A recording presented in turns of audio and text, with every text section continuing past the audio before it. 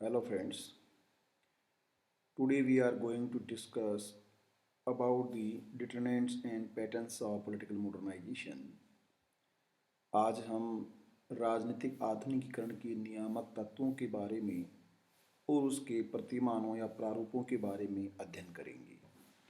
पहले व्याख्यान में जो पॉलिटिकल मॉडर्नाइजेशन के कंसेप्ट के बारे में हमने पढ़ा, उसके मीनिंग के बारे में पढ़ा, फीचर्स के बारे में पढ़ा। अब हम ये जानेंगे कि कौन से ऐसे एलिमेंट्स हैं, फैक्टर्स हैं, घटक हैं, तत्व हैं जो राजनीतिक आधुनिकीकरण के स्वरूप को निर्धारित करते हैं। उन्हें नियामक तत्व कहा जाता है। दूसरा, क्या पश्चिमी दुनिया के द्वारा जो राजनीतिक आधुनिकीकरण की अवधारणा और जो कंसेप्ट डिज़ाइन किया गया है, उस गोल को अचीव करने का कोई एक फिक्स पैटर्न है या नहीं है। किस तरह से हम पॉलिटिकल मॉडर्नाइजेशन की प्रक्रिया के माध्यम से, प्रोसेस के माध्यम से पॉलिटिकल डेवलपमेंट की गोल को अचीव कर सकते हैं। तो आइए पहले डिटर्मिनेंट्स के बारे में जानते हैं। चार तरह के नियामकों की तत्वों की बात या नियामकों की बात कही गई है जो राजनीतिक आधुनिकीकरण को निर्धारित करते हैं या राजनीतिक आधुनिकीकरण के स्तर को निर्धारित करते हैं, या हम कह सकते हैं जो पॉलिटिकल डेवलपमेंट की प्रोसेस को कंप्लीट करने में, परफॉर्म होने करने में इम्पोर्टेंट रोल प्ले करते हैं। पहला है परंपरागत राजनीतिक संरचनाएं व संस्कृति। इसका मतलब है कि जो ट्रेडिशनल पॉलिटिकल स्ट्रक्चर है और जो ट्रेडिशनल पॉलिटिकल कल्चर है, वह ये निर्धारित करता है कि राजनीतिक आधुनिकीकरण होगा या नहीं होगा।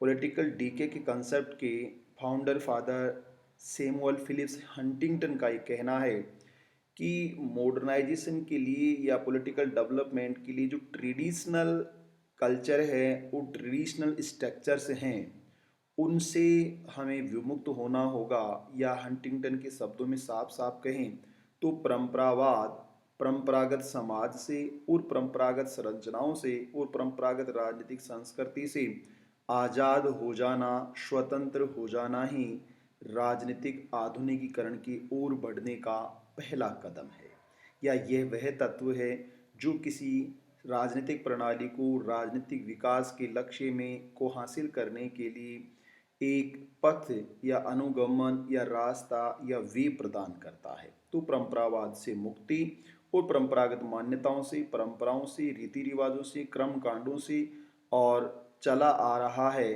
इस प्रकार की संस्कृति से आज़ादी मिलना या गुलामी से मुक्ति ही राजनीतिक आधुनिकीकरण का पहला रास्ता है। दूसरा, आधुनिकीकरण की काल नीति। काल नीति का मतलब यहाँ उस राज्य की टाइमलाइन से है कि वह राज्य कितना प्राचीन है और उस राज्य का जो चक्र है, काल चक्र है, वह उसे किस तरफ ले जा रहा है। क्या उस देश में जो समय अंतराल है, जो डेस्टिनी है, या जो निर्धारक तत्व हैं, डेस्टिनी किस्मत से और ईश्वर से नहीं है, एक दिशा से है कि वह मॉडर्नाइजेशन की दिशा है या नहीं है। क्या उस देश के अधिकांश लोग ऐसे काल नियति की ओर गमन कर रहे हैं जो मॉडर्नाइज होना चाहती है। जैसे लोग ईरान की हम बात कर रहे थे कि बुर्का हटाने की बात है, बुर्के पर प्रतिबंध हटाने की बात है।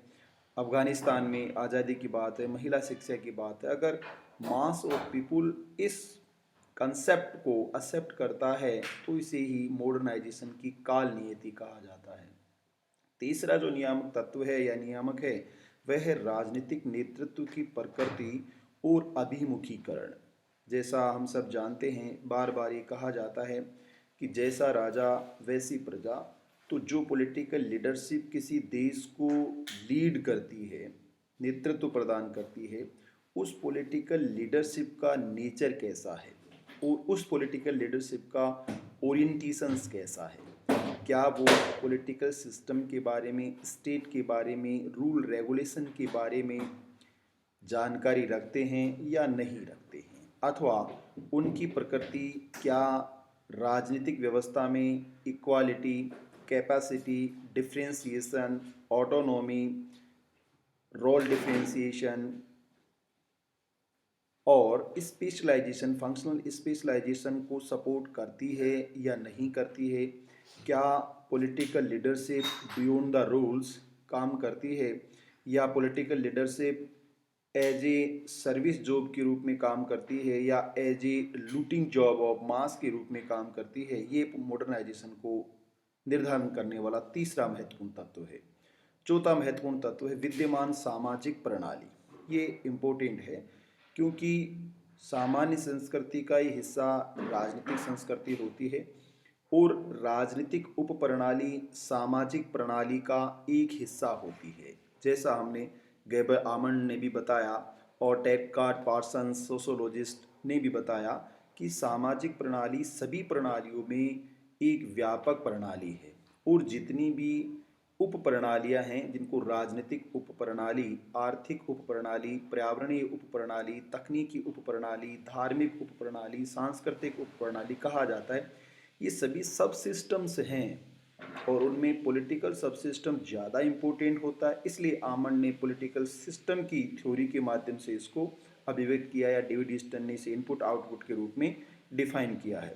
तो उस राज्य की सामाजिक प्रणाली कैसी है, उस सामाजिक प्रणाली का स्वरूप क्या है, उस सामाजिक प्रणाली में वैज्ञानिक दृष्टिकोण है या नहीं है, उस सामाजिक प्रणाली में लौकिकीकरण या तर्कोन्मुखीकरण, या जिसको सेकुलराइजेशन ऑफ कल्चर कहा जाता है, वो है या नहीं है, उसमें अडेप्टिबिलिटी है या नहीं है, उसमें रैशनलिटी है या नहीं है, तार्किकता, तो ये निर्धारित करती है कि उस सामाजिक प्रणाली में क्या राजनीतिक व्यवस्था का, उप प्रणाली का मॉडर्नाइजेशन होगा या नहीं होगा।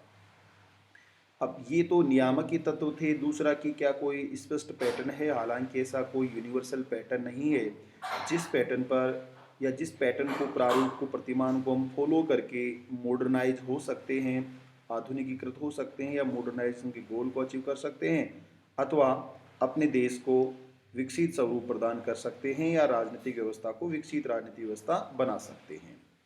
दो चिंतकों का यहाँ हम जिक्र करेंगे। एक, एडवर्ड सिल्स ने कुछ प्रतिमान बताए हैं जो कि नॉर्मेटिव प्रतिमान है, और दूसरे डेविड अर्नेस्ट एप्टर के द्वारा प्रतिमान बताए गए हैं।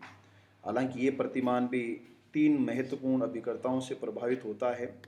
उस देश का बुद्धिजीवी वर्ग और एलीट क्लास कैसा है, उस देश के लोगों की विचारधारा कैसी है, और उस देश की सरकार कैसी है। क्योंकि अंततः पॉलिटिकल डेवलपमेंट का मतलब लोगों के राजनीतिक चिंतन के विकास से है, और उनका जो पॉलिटिकल थॉट है, वो पॉलिटिकल थॉट सरकार द्वारा नियंत्रित भी होता है और स्वतंत्र भी होता है।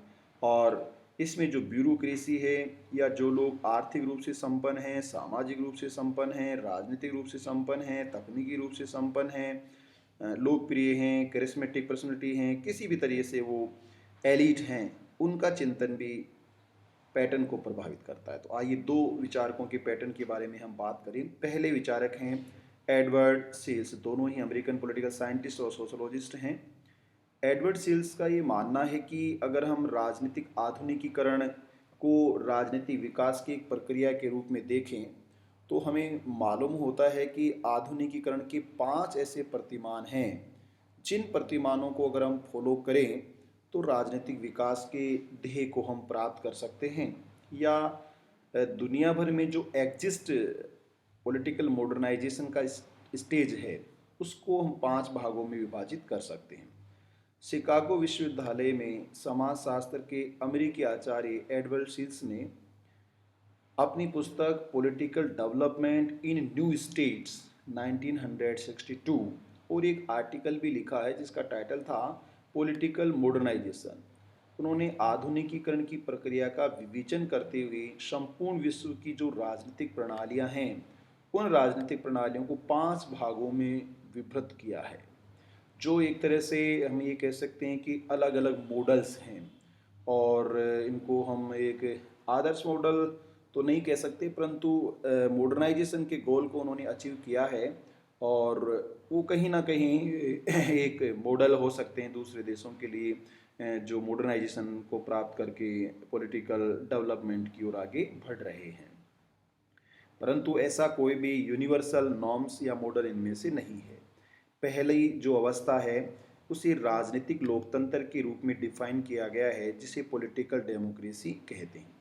जब एडवर्ड सिल्स यहाँ राजनीतिक लोकतंत्र की बात कर रहे हैं तो ये पहला फॉर्म है और ज़्यादातर है उन देशों में है जो विकसित देश हैं, पश्चिमी देश हैं, उदार देश हैं, जहाँ नियमित रूप से चुनाव होते हैं, परिचर्चा होती है, सब लोगों को एक निर्धारित आयु प्राप्त करने पर, मानक प्राप्त करने पर मतदान का अधिकार होता है, स्वतंत्र और निष्पक्ष न्यायपालिका होती है, कानून का शासन होता है, लोगों की जो राजनीतिक सहभागिता है उसका उच्च स्तर होता है, जो संस्कृति है उसका सहभागी संस्कृति या सिविक कल्चर के रूप में उसको डिफाइन किया जा सकता है।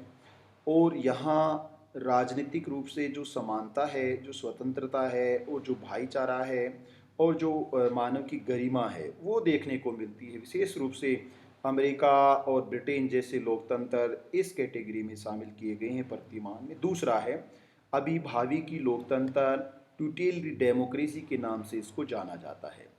यह भी लोकतंत्र का ही स्वरूप है और इस लोकतंत्र में जो राजनीतिक लोकतंत्र में आम जनता लोकतंत्र की पैरोकार या कस्टोडियन या संरक्षक होती है, यहाँ लोकतंत्र के मानकों का तो पालन किया जाता है, परंतु जो लोकतंत्र के मानक हैं वो ट्यूटेलरी के द्वारा डिसाइड किए जाते हैं, जो अभिभावक है उनके द्वारा डिसाइड किए जाते हैं। यानी कि हम कह सकते हैं कि ब्यूरोक्रेट्स ये तय करता है कि मानक क्या होंगे या अच्छे आदमी कौन होंगे, राजनेता ये तय करता है कि नैतिकता क्या है, झूठ क्या है, सच क्या है, न्यायपालिका ये तय करती है कि संविधान क्या है, संविधान क्या नहीं है, संविधान के हिसाब से कौन सुप्रीम है, कौन अधीन है, किसको नियुक्त किया जाएगा, या कानून के हिसाब से सही ये है, गलत ये है।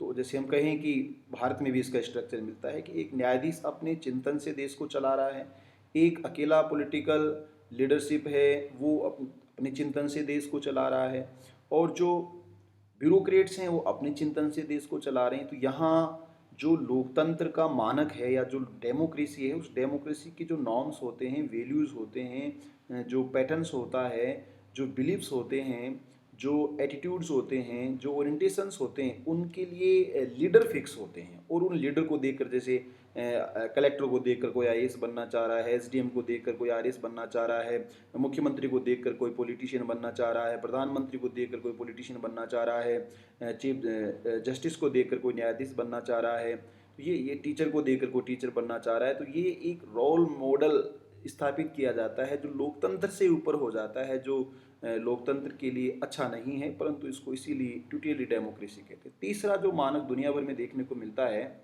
वो है आधुनिकीकरणशील गुटतंत्र। मॉडर्नाइजेशन तो है, लेकिन यहाँ मॉडर्नाइजिंग का जो पैटर्न है या जो मॉडर्न बनने का जो आधार है उसको कुछ लोगों के द्वारा ऑक्यूपाई कर लिया जाता है। लाइक म्यांमार की हम बात करें, मिलिट्री जुंटा की हम बात करें, एशियन टाइगर्स की हम बात करें, चाइना की हम बात करें, तो ये देश मॉडर्न तो हो गए, आधुनिकरणशील हैं, लेकिन मॉडर्निटी का जो कंट्रोल है और जो कमांड है वो कुछ लोगों के हाथ में होती है। इसे गुटतंत्र कहा जाता है। और ये राजनीतिक लोकतंत्र 1 नंबर पर है, अभिभावी की लोकतंत्र 2 नंबर पर है, और ये इसकी तीसरे नंबर पर ये निम्न श्रेणी का, यानी राजनीतिक लोकतंत्र उच्चतम श्रेणी है, और जैसे जैसे हम इधर आगे बढ़ते हैं उसके नीचे की श्रेणी हमें देखने को मिलती है या वह लोकतंत्र का ह्रास होता जाता है। चौथा है सर्वाधिकारी गुटतंत्र। गुटतंत्र तो होता है, लेकिन यहाँ जो गुटतंत्र है वो केवल मॉडर्नाइजिंग के सिंबल में नहीं है, अपितु आम जनता की जो जीवन व्यवस्था है उस पर पूर्णतः अपना नियंत्रण स्थापित कर लेता है। लाइक पाकिस्तान की बात करें, कुछ समय श्रीलंका की बात करें, नेपाल की बात करें, ईरान की बात करें, इसराइल की बात करें, सीरिया की बात करें, तो ऐसे जो सर्वाधिकारी गुटतंत्र हैं जहाँ व्यवस्था या कुछ लोग जिनको शासन करने का अवसर मिला है उन्होंने आम जनता के जीवन पर और दिलो दिमाग पर नियंत्रण कर लिया है, उसको टोटलिटेरियन ओलिगार्की के रूप में डिफाइन किया गया है। और पांचवी जो आधुनिकरण की अवस्था में देखने को मिलती है वो ट्रेडिशनल ओलिगार्की के रूप में है।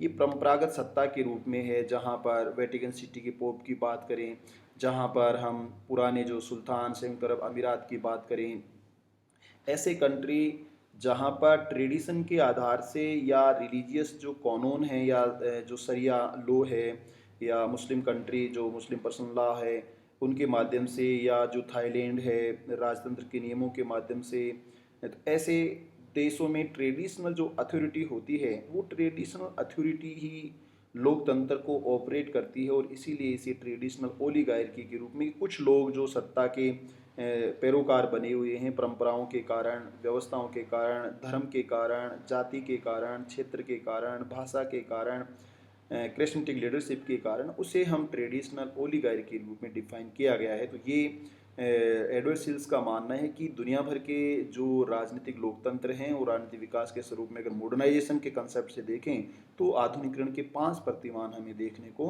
मिलते हैं जो अभी दुनिया में कार्यरत हैं। दूसरे विचारक डेविड एप्टर हैं जो भी American political scientist and sociologist हैं। डेविड एप्टर ने अपनी पुस्तक पॉलिटिक्स ऑफ मॉडर्नाइजेशन 1965 में और उसके बाद दूसरी पुस्तक introduction to the political analysis 1977, तो यहाँ पर डेविड एप्टर ने दूसरी पुस्तक जो है introduction to the political analysis उसमें राजनीतिक आधुनिकीकरण की व्यवस्था तो नहीं बताई, लेकिन राजनीतिक आधुनिकीकरण की अवस्था के समकक्ष जो सामाजिक व्यवस्थाएं हैं उनको डिफाइन किया है। दूसरा, अपनी पहली पुस्तक दी पॉलिटिक्स ऑफ मॉडर्नाइजेशन के अंतर्गत उन्होंने 4 तरह की राजनीतिक आधुनिकीकरण की अवस्थाओं को डिफाइन किया है जो अलग अलग देखने को मिलती हैं और उनकी स्टेजेज होती हैं कि किस तरह से मॉडर्नाइजेशन के गोल को अचीव किया गया। तो जिन्होंने भी राजनीतिक आधुनिकीकरण प्राप्त कर लिया है, राजनीतिक विकास प्राप्त कर लिया, उनकी 4 तरह के हमें डेवलपमेंट की जो मॉडर्नाइजेशन की हैं वो अवस्थाएं देखने को मिलती हैं। पहली अवस्था जो है वो संपर्क एवं नियंत्रण की अवस्था मानी जाती है। पुर्तगाल है, फ्रांसीसी हैं, डच हैं, ब्रिटिशर हैं, तमाम तरह के लोग जो हैं जो उन देशों के संपर्क में आए सामुद्रिक खोजों के माध्यम से, तकनीक के माध्यम से, नेविगेटरी सिस्टम के माध्यम से, और फिर धीरे धीरे उन्होंने उन देशों के व्यापार पर कंट्रोल कर लिया। ये पहली अवस्था थी मॉडर्नाइजेशन की। दूसरी, रिएक्शन एंड काउंटर रिएक्शन। अब इनके बीच आपस में प्रतिक्रिया हुई, एक देश दूसरे देश जितने विदेशी लोग आए वो आपस में संघर्ष करने लगे, आपस में लड़े। दूसरा, उनके विरुद्ध उन देशों में भी प्रतिक्रियाएं हुई, रिएक्शन के प्रतिरोध में काउंटर रिएक्शन हुई कि उन्होंने देश के लोगों ने, भारत के लोगों ने कुछ लोगों का समर्थन किया, पुर्तगालियों का समर्थन किया या फ्रांसीसियों का समर्थन किया या अंग्रेजों का समर्थन किया, और इसमें वो आपस में डिफीट होकर कुछ बच गए और कुछ चली गई। तीसरी जो अवस्था है वो संघर्षपूर्ण प्रतिक्रिया की अवस्था है। अब जब वो विदेशी ताकतें चली गई तो भारत के अंदर जो लोग थे उन लोगों का और जो सत्ता काबिज थी उस सत्ता के बीच कॉन्ट्राडिक्शन हुआ, एक संघर्ष हुआ आज़ादी के लिए, राजनीतिक आज़ादी जिसको कहते हैं, लंबे समय के बाद। तो ये अब भारत के भीतर और अंग्रेजों और भारत के लोगों के बीच जो संघर्ष था वो कॉन्ट्राडिक्शन था। इसी के साथ रिलीजन के आधार पर कॉन्ट्राडिक्शन था, ये शामिल हुआ, और उस संघर्षपूर्ण की जो संघर्ष की प्रतिक्रिया थी वो भी हमें देखने को मिली। लाइक जैसे हम भारत आज़ादी की बात कर रहे थे, करो या मरो की बात कर रहे थे, डू और डाई की बात कर रहे थे, गांधी के नेतृत्व में भारत छोड़ो की बात कर रहे थे, तो उसका रिएक्शन ये था divide and then go. Mohammad Ali Jinnah और जो मुस्लिम लीग था उसकी तरफ से ये डिमांड की गई है कि आप इस संघर्षपूर्ण स्थिति में रिएक्शन है कि हम, अगर आप विभाजन करे बिना चले जाओगे तो यहाँ प्रतिक्रिया होगी। तो जो स्वतंत्रता आंदोलन जब हम पढ़ते हैं तो हमें संघर्ष अंग्रेजों के साथ और अपने अंदर संघर्ष दिखाई देता है और उसकी रिएक्शन होती है और भारत के टुकड़े भी हो जाते हैं, भारत विभाजित हो जाता है। भारत और पाकिस्तान के, पूर्वी पाकिस्तान पश्चिम पाकिस्तान के रूप में, बंगाल और पंजाब के, पूर्वी बंगाल और पश्चिमी बंगाल और पूर्वी पंजाब और पश्चिमी पंजाब के रूप में विभाजन हमें देखने को मिलता है। चौथा है कि सामान्यीकरण समाधान की खोज। अब एक ऐसे सॉल्यूशन को फाइंड आउट किया जाता है मॉडर्नाइजेशन के स्टेज में जो अधिकांश लोगों को स्वीकार्य हो। जनरलाइजेशन का मतलब है वैलिड जनरलाइजेशन, कि अधिकांश लोग उसमें सहमति रखते हो। ऐसा तो अंततः हमने जो ब्रिटिश सरकार माउंटबेटन योजना, कैबिनेट मिशन योजना के अनुसार संविधान बना, सब चीज़ें हुई, लेकिन जो भारत का विभाजन हुआ वो लॉर्ड माउंटबेटन प्लान के तहत हुआ और अंतिम स्थिति में यही समाधान खोजा गया जो इसको आप जनरलाइजेशन सॉल्यूशन कह सकते हैं, सामान्यीकरण समाधान, कि 2 डोमिनियन स्टेट बनेंगे, एक का नाम पाकिस्तान होगा और दूसरे का नाम भारत होगा। तो ये सामान्यीकरण के संविधान के, तो दुनिया भर में जो पॉलिटिकल मॉडर्नाइजेशन की स्टेजेज हैं वो इन्हीं क्रम में चलती हैं, ये डेविड एप्टर का कहना है। डेविड एब्टर ने इसी के साथ अपनी पुस्तक दी पॉलिटिक्स ऑफ मॉडर्नाइजेशन 1965 में डिफाइन किया है कि जो संचारण प्रणालियां हैं, सामाजिक प्रणालियां हैं, उन सामाजिक प्रणालियों को अगर हम देखें तो वो राजनीतिक प्रणालियों के समकक्षी हैं। उन्हें राजनीतिक आधुनिकीकरण की हम प्रतिमान या अवस्थाएं कह सकते हैं। पहली जो राजनीतिक समाजीकरण की अवस्था है उसे उन्होंने संचारण प्रणाली कहा है, दी मोबिलाइजेशन सिस्टम कहा है।